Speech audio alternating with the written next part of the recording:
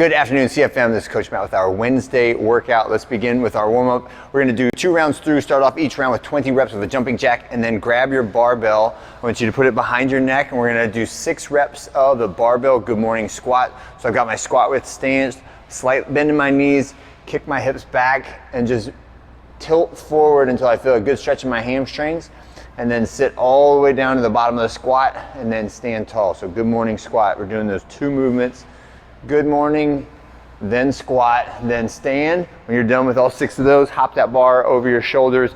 We're gonna get 5 reps of a barbell hang power clean. So just practicing a little bit of that explosive hip movement and stretching out the front rack position. Next one, you can choose to either stay in the front rack position, which is more challenging, or you can hop it back over to behind your neck. And we're gonna do 4 reps on each side of a barbell high knee march. So I'm bracing my core with that additional weight on my back and just driving one knee up, and then finish with 3 reps on each side of a reverse lunge. And again, you can do all of those last 2 exercises with the front rack position if you want to. Okay, next, bar's gonna go to the rack, and we're gonna get our box squats set up. So the box or the bench, whatever you sit on, should be such that your thighs are parallel to the ground when you sit down, and when you've compressed, if it's squishy. So some of the small boxes squish quite a bit, so you'll start off like above parallel, but then as you put your weight on it, you'll squish down to parallel, and that's about where you want to be when you do your box squats. So we're doing 5 sets of 5 reps, and we're using a 3-second eccentric tempo, similar to what we did on our deadlifts earlier this week. So I've got my head underneath, the bar on my back, I've got my box spotted between my feet, and then it's just 1 1000, 2 1000, 3 1000, rock back, heels up, drive those heels down and press up strong. 1 1000, 2 1000, 3 1000, rock back, heels up, heels down, drive up strong. We're doing that for 5 reps. Put it back in the rack and look at the clock. We're starting a set every 2 minutes, okay? So your percentages, 60 to 80. I would say 80 would be a really tough percentage to get if your 1 rep max is in anywhere around the high 200s to the mid 300s.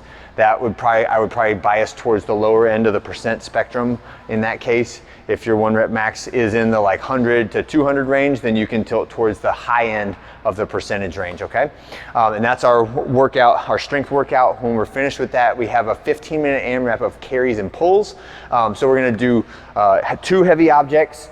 You do not have to do this whole workout with the same kettlebells or dumbbell, whatever you choose to use, but do something that is very challenging for 4 lengths of the room of a farmer carry, right? What's the appropriate difficulty on this is either I can just barely get it all done without setting the kettlebells down, or maybe I have to rest 1 time. I think if you have to rest more than once on 160 feet of farmer carries, that might be just a little too heavy, and that's okay, right? Just pick a slightly lighter set of dumbbells or kettlebells.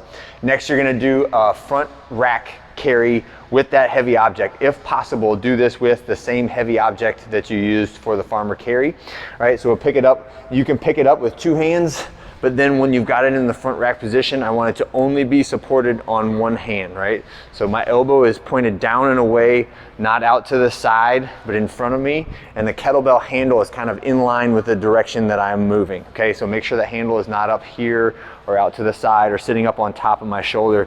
I want it to be out front, right? Like that, okay? Front rack carry for 40 on the right, and then switch 40 on the left. Then you're gonna go to your row 20 or 16 calories, and then you're gonna do some bent over kettlebell rows, so I can brace into a bench or a box, and I'm just rowing that kettlebell to my chest. And ideally, again, you got the same pair of dumbbells or kettlebells for the whole thing that are very heavy and very challenging as you go through that 15-minute AMRAP, okay? And that's it for the workout for today. Have a great one. I'll see you guys on Thursday.